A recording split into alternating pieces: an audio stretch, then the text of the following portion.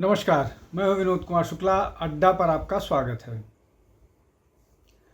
राजनीति की अगर बात करें तो भारतीय राजनीति में कम से कम तो भारतीय राजनीति में धर्मनिरपेक्षता का अपना एक व्याकरण हो है और जीत की खुमारी होती है। सामान्य तौर पर यह कहा जाता है कि जीत की खुमारी है और लगता है समाजवादी पार्टी को जीत की खुमारी अच्छी भी लग रही है और खिंच भी लंबी रही है। अब इसमें धर्मनिरपेक्षता कहाँ से आ गया है? धर्मनिरपेक्षता की जो बात करते हैं वो वास्तव में धर्मनिरपेक्षता के नाम पर अपीजमेंट होता है।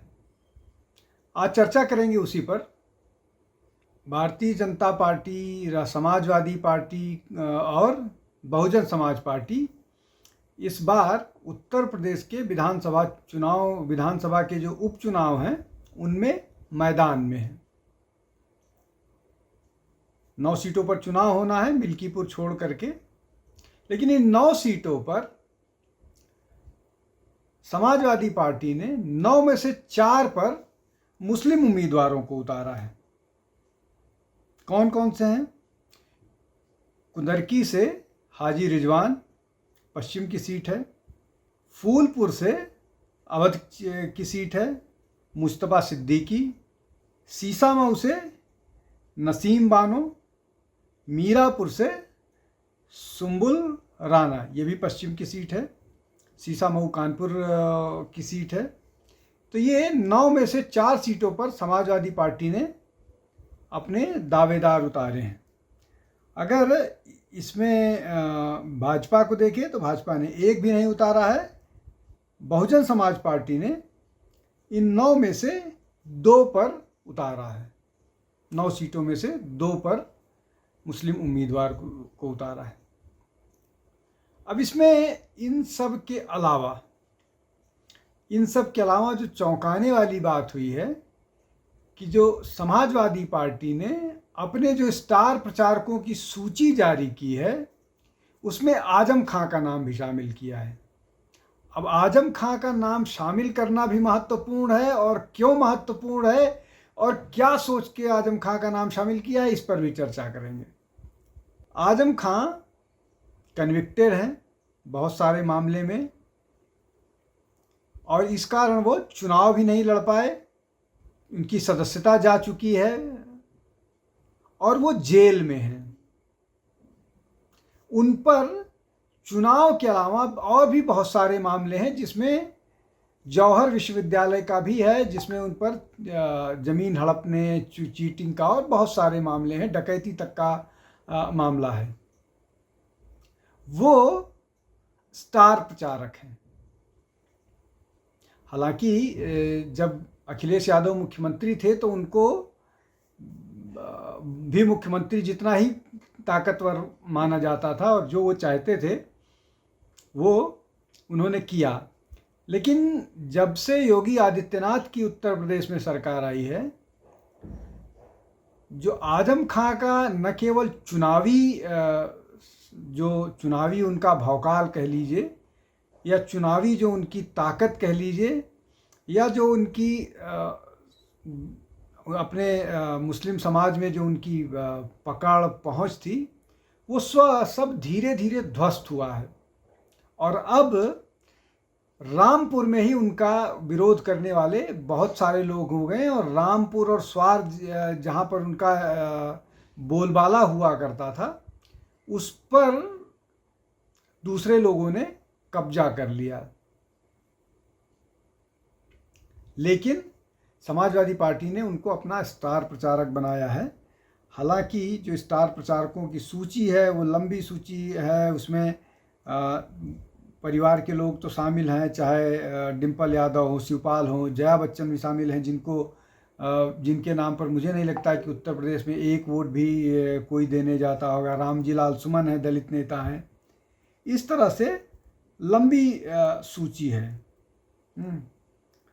हरेंद्र मलिक हैं, फैजाबाद के जो सांसद हैं अवधेश प्रसाद हैं, नरेंद्र उत्तम हैं, बाबू सिंह कुशवाहा हैं, विधानसभा में नेता जो हैं माता प्रसाद पांडे हैं, शाहिद मंजूर, कमाल अख्तर, ये जावेद अली, महबूब अली, जियाउर रहमान बर्क जो संभल के एमपी हैं, राम आजरे विश्वकर्मा, इस तरह से लंबी लगभग 35-40 लोगों की सूची है। आबिद रजा, संजय कविता, रामपाल कश्यप, मोहम्मद शकील अहमद, जुगुल किशोर वाल्मीकि, ये लंबे लोगों की सूची है। लेकिन ये लोग सारे नेता, बड़े नेता हैं समाजवादी पार्टी के, और ये लोग चुनाव प्रचार कर रहे हैं। लेकिन आजम खां जो जेल में हैं वो किस तरह से चुनाव प्रचार करेंगे और किस दृष्टि से उनको रखा गया है स्टार प्रचारकों की सूची में। ये जो अपीजमेंट की बात मैं शुरू में कह रहा था कि अपीजमेंट का अपना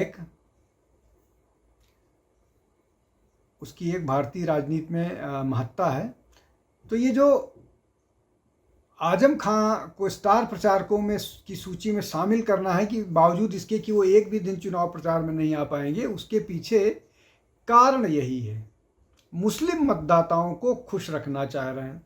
वो ये बताने की कोशिश कर रहे हैं, अच्छा इससे कोई नुकसान भी नहीं है, अगर उनका नाम रखें तो नहीं रखें तो फ़ायदा ज़रूर हो सकता है।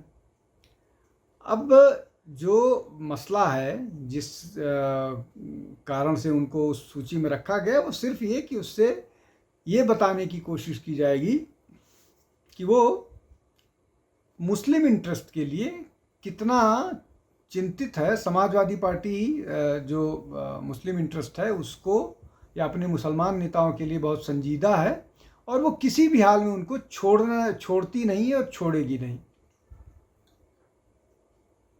तो ये एक मैसेज जाएगा, और यही अपीजमेंट है।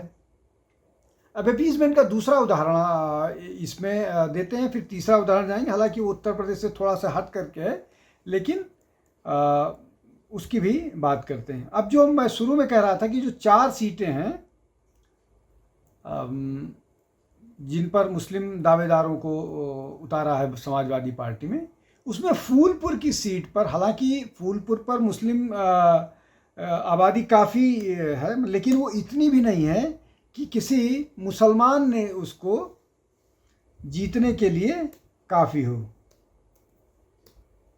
तो फूलपुर में क्यों मुस्लिम कैंडिडेट को उतार दिया गया, ये भी एक बड़ी बात है, और ये इस दृष्टि से बड़ी बात है कि वो फूलपुर से, हालांकि इसको लेकर के वहाँ पर बहुत विरोध हो रहा है, लोग इस बात से नाराज़गी कर रहे हैं कि उस सीट पर उनको इतने कैंडिडेट्स को नहीं उतारना चाहिए था।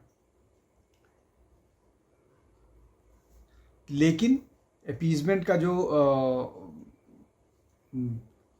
अपीजमेंट की जो राजनीति है, वो राजनीति उनको इस बात के लिए मजबूर करती है कि इस तरह के कैंडिडेट्स को वो उतारें। अब 5 में से 9 में से 4 ये हो गए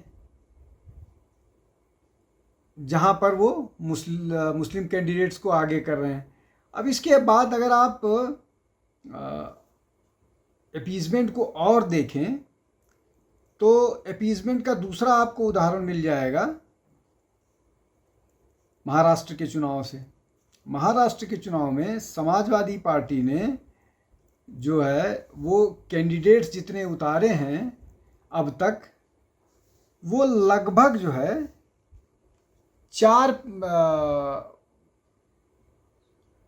5 कैंडिडेट्स महाराष्ट्र में समाजवादी पार्टी ने उतारे, और कल का उनके पास आज भर का डेडलाइन है, उसके बाद वो वहाँ पर 30 और कैंडिडेट उतार देगी। और ये बात उनके जो वहाँ के अध्यक्ष हैं अबू आज़मी ने घोषित कर दिया है। और उनकी सूची 5 मुस्लिम हैं तो ज़्यादातर वो मुस्लिम डोमिनेटेड एरियाज़ में ही उतारेंगे, इसलिए कि जो समाजवादी पार्टी का मुस्लिम और यादव कॉम्बिनेशन है वो फिट नहीं बैठता है महाराष्ट्र में। महाराष्ट्र में मुसलमान मतलब यादव इतनी संख्या में नहीं है कि मुस्लिम और यादव कॉम्बिनेशन बना करके चुनाव जीता जा सके। तो वहाँ पर वो उन्हीं सीटों पर उतारेंगे जहाँ पर मुस्लिम के बल पर चुनाव जीत पाने की स्थिति होगी। और वो लगभग जैसा अबू आजमी ने कहा है, अनाउंस किया है कि वो उन सीटों पर 25 सीटों की और सूची, मतलब कुल 30 सीटों पर उतारेंगे। अब इसमें महत्वपूर्ण बात समझने की ये है कि समाजवादी पार्टी ने उत्तर प्रदेश में कांग्रेस को नहीं दिया एक भी सीट, और वो महाराष्ट्र में जो सेक्युलर वोट है उनको डैमेज करने की तैयारी है। तो जो मैं बात कह रहा था ना कि जीत की खुमारी जो है वो कई बार लंबी खींच जाती है, तो ये समाजवादी पार्टी की जीत की खुमारी है जो उन्होंने उत्तर प्रदेश में 37 सीटें जीती हैं भारतीय जनता पार्टी को हराते हुए 2024 के लोकसभा के चुनाव में। उस जीत की खुमारी का असर न केवल उत्तर प्रदेश में दिख रहा है जहां पर वो 9 में से 4 मुस्लिम कैंडिडेट्स को बाई इलेक्शन में उतारते हैं, वो आजम खां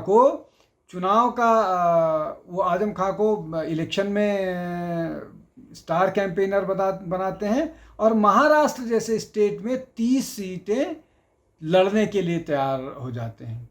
ये जो है ये जीत की खुमारी और इसके पीछे जो अपीजमेंट की पॉलिटिक्स है, मुस्लिम सेंट्रिक पॉलिटिक्स है, वो दिखाती है। और यही करते हुए समाजवादी पार्टी दिख रही है, और इस पर कांग्रेस के पास चुप्पी के सिवाय इसका कोई जवाब नहीं है। चाहे वो उत्तर प्रदेश हो, चाहे वो महाराष्ट्र हो, चाहे वो और कोई प्रदेश हो। बिहार में भी अगर इस तरह से किया जाएगा तो कांग्रेस की ऐसी हैसियत नहीं होगी कि वो कुछ विरोध कर पाए। अब वैसा ही झारखंड में भी है जहाँ पर कांग्रेस दूसरे नंबर की पार्टी। खैर वो मसले दूसरे हैं, लेकिन आज हम इन्हीं दो जगहों की बात करते हैं कि आजम खां को जिस तरह से वो किया है, और आजम खां की इमेज के कारण अब तक समाजवादी पार्टी को नुकसान होता रहा है या फ़ायदा होता रहा है, लेकिन शायद उनको ये लग गया है जिस तरह का वोटिंग पैटर्न था 2024 के लोकसभा चुनाव का, कि अगर आप इस तरह की राजनीति करेंगे, अपीजमेंट की राजनीति करेंगे या एंटी हिंदू राजनीति करेंगे, यादव और मुस्लिम राजनीति करेंगे, तो आपको एक मुश्त मुस्लिम वोट पड़ेगा आप पर। और वही समाजवादी पार्टी करने की कोशिश कर रही है, और ये हर जगह बताने की कोशिश कर रही है जहाँ जहाँ भी उनका प्रभाव क्षेत्र है।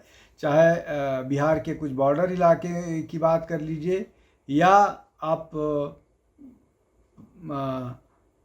महाराष्ट्र की बात कर लीजिए। महाराष्ट्र में समाजवादी पार्टी के 2 MLA हैं, दोनों मुस्लिम हैं, मुस्लिम डोमिनेटेड सीट से चुनाव जीते हैं। तो ये एक बहुत स्पष्ट सी बात है कि किस तरह की राजनीति कांग्रेस का जो अलायंस पार्टनर है उत्तर प्रदेश में और महाराष्ट्र में वो कर रहा है, वो करता हुआ दिख रहा है समाजवादी पार्टी। अब उसमें चाहे वो अपीजमेंट का मसला हो, चाहे वो